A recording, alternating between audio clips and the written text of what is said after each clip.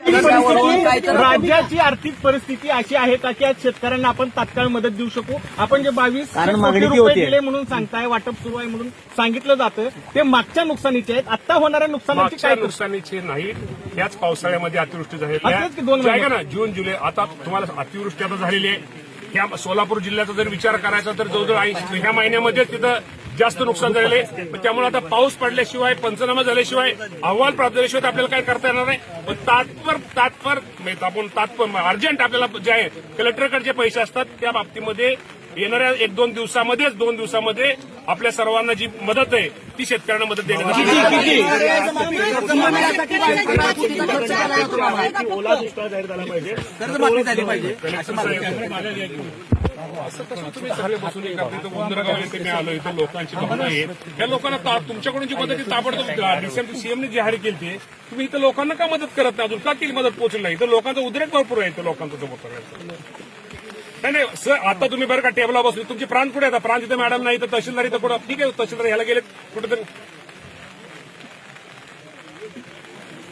हा ठीक आहे, ते असू द्या, त्याचं असेल फील्डवर. आता काही अडचणीच आहे. बोला ना तुम्ही. तिथं चाऱ्याचा विषय ऐका ना, चाऱ्याचा विषय इथं जेवणाची सोय इथं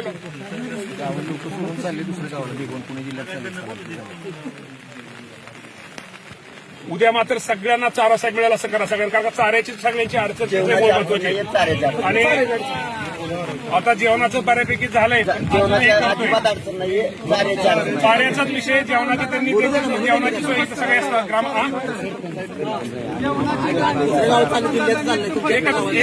तिथं कारखान्यांनी वगैरे सगळ्यांनी मदत केली. चाऱ्यांचं 1 मिनिट मी एका शेतकऱ्याकडे फोन देतो. चाऱ्याच्या बाबतीत अडचण ऐका आणि परत तरी करा. कर्जमाफीची मागणी होते. माझा शेतकरी खूप चुकीचं नाही. आज शेतकऱ्यांना काय ते आधार दिला पाहिजे. कर्जमाफीच्या बाबतीमध्ये निश्चित प्रकारे शेतकरी हा अडचणीत आहे.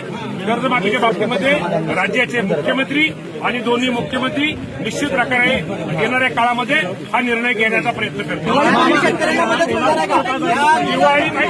दिवाळीपूर्वी 100% शेतकऱ्याला मदत केली जाईल. राज्याचा कृषी मंत्री म्हणून मी आज तुमच्या समोर विमान अपघातामध्ये पेलगाव हल्ल्यामध्ये 50 लाख केली, 1 कोटी केली. शेतकऱ्याची किंमत काय एवढी कमी केली जाते? निकष असतात शेवटी वरिष्ठ पातळीवरती किंवा सगळा हे करून असतो.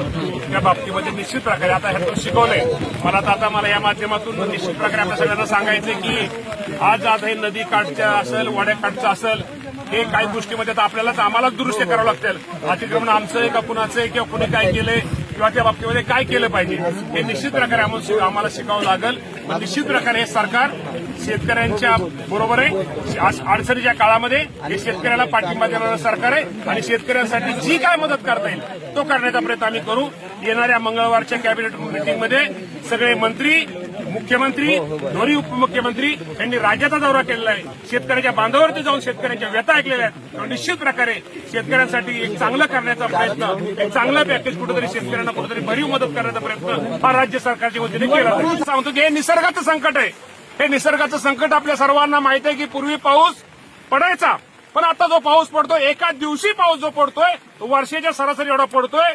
त्यामुळे हे खरं तर या गोष्टी आपल्या सगळ्याला समोर आलेल्या आहेत. ह्यातनं आपल्याला खूप काही गोष्टी शिकाव्या लागतील. काही गोष्टीमध्ये पुढे असं काय होऊ नये यासाठी उपाययोजना करायच्या लागतील. परंतु आज शेतकरी माझा अडचणीत आहे. शेतकऱ्यांचं दुःख, आज शेतकऱ्यांच्या प्रतिक्रिया, शेतकऱ्यांचं काही चुकीचं नाहीये.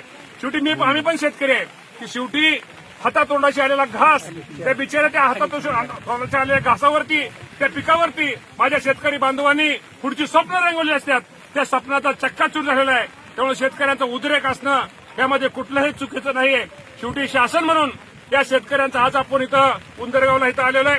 निश्चित प्रकारे आपल्या माध्यमातून माझ्या शेतकरी बांधवांना सांगतो, एक राज्याचा कृषी मंत्री म्हणून या राज्याचे मुख्यमंत्री देवेंद्र फडणवीस साहेब असतील, एकनाथजी शिंदे साहेब असतील, अजितदादा पवार साहेब असतील, हे संपूर्ण परिस्थितीवर लक्ष ठेवून आहेत. काल मुख्यमंत्री, दोन्ही उपमुख्यमंत्री एकनाथजी शिंदे साहेब असतील, हे काल दिल्लीला गेले होते. हे दिल्लीला फक्त शेतकऱ्यांना चांगल्या प्रकारचं कुठेतरी एक काहीतरी पॅकेज मिळावं, आज जो शेतकरी अडचणीत त्या शेतकऱ्याला काहीतरी मदत मिळावी यासाठी ही सगळी मंडळी काल दिल्लीला गेली होती.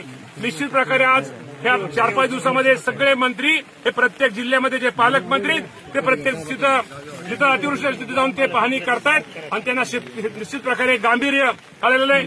आणि आज इथं या गावामध्ये आम्ही पण आलेलो आहे. या माध्यमातून आपल्याला एवढं सांगतो की निश्चित प्रकारे शासनाच्या माध्यमातून जी नुकसान भरपाई आहे ती नुकसान भरपाई लवकरात लवकर पंचनामे आज आम्ही करण्याचा प्रयत्न करतोय. जेवढं आज पाऊस अजून थांबलेला नाही, पण पाऊस थांबला की 10 दिवसाच्या आत पंचनामे सगळे पंचनामे संपून 10 दिवसाच्या आत किंवा दिवाळीच्या पूर्वी माझ्या शेतकरी बांधवांना सगळी मदत दिली जाईल. आणि त्यानंतरही उद्या मंगळवारी दिल्लीनंतर अजून काय शेतकऱ्यांसाठी ज्या काही नवीन काही गोष्टी येतील ते शेतकऱ्यांना पोहोचवण्याचा प्रयत्न करता येतील. निश्चित प्रकारे इथं जेवणाची गैरसोय, काही ठिकाणी राहण्याची गैरसोय, जनावरांचा चाऱ्याचा प्रश्न आहे. मी स्वतः आता कलेक्टरला बोललोय. मी कलेक्टर साहेबांना आणि आता सांगतो त्यांना सांगतो चाऱ्याचं जेवणाचं पण ताईंनी सांगितलं. मला वाटतं बाकीच्या आपल्या कारखान्यांनी पण इथं चांगल्या प्रकारची सोय इथं कारखान्यात जेवणाची सोय केली आहे. चाऱ्यांचा विषय या बाबतीमध्ये निश्चित प्रकारे आपण मी कलेक्टरांना आत्ताच कलेक्टरांना फोन लावा जरा कलेक्टरांना मामा मामा हे सगळं